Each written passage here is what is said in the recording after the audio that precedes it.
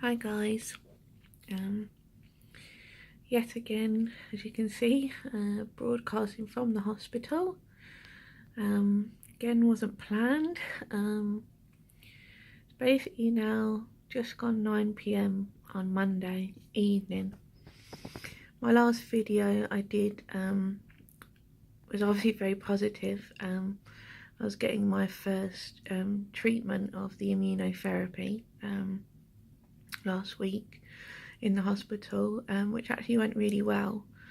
Only took about half an hour to put the actual immunotherapy drug through and half-hour fluids. So that went really well, and I was feeling good in terms of pain control as well. And I came home on Thursday last week. I also changed my fentanyl patch on Thursday before I came home. And for the first few days at home, I was actually okay. I have been okay. In general terms, I've been quite well. I think probably I did tire myself out a bit too much on Friday, because I kind of was the first day home and I was trying to catch up on a lot of like paperwork things, and maybe did a bit too much, because then I kind of helped getting the dinner ready and stuff. So when it got to the evening, I did feel a bit rough actually. But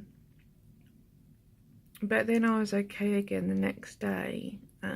Throughout most of Saturday I was okay.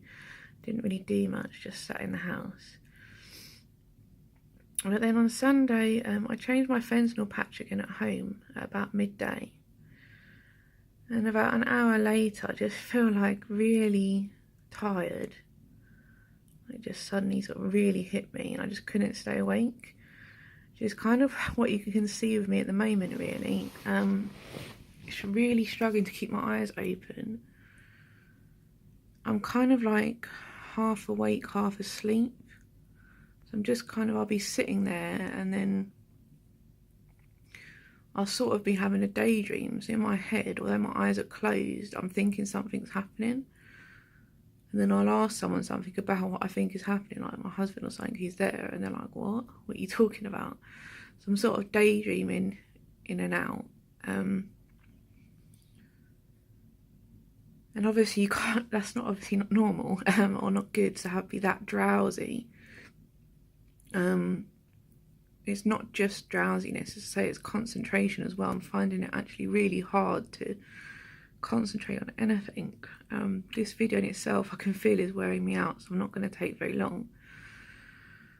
It basically has got to the stage between yesterday evening and most of today where I've been like this. So we actually we called the hospital just to really check and see what their thoughts were, and pretty much straight away they wanted us to come in person, which I kind of is mixed for me. I didn't want to come because obviously no one really wants to be coming back to the hospital when you've just managed to get home, and also it's quite far, so it takes about an hour to come here from where we live. Then I guess from the hospital's perspective that they really need to see you in person, so that, you know, the team that knows you and knows about your case and stuff can actually see you in person, as I say, and make a judgment on what they think is going on. So it basically came straight down, and we got here early evening time. They took some bloods when we got here, but the bloods have actually come back as fine. Nothing has shown up on the bloods, which is good. That is a good thing. But at the same time, it's also a bit strange as to not really sure why I've suddenly sort of come over like this. Yeah, sorry, just cut out there. Not sure why. So basically, they're going to keep me tonight here. They're looking to probably want to do an MRI of the head tomorrow, just as a precaution, I think.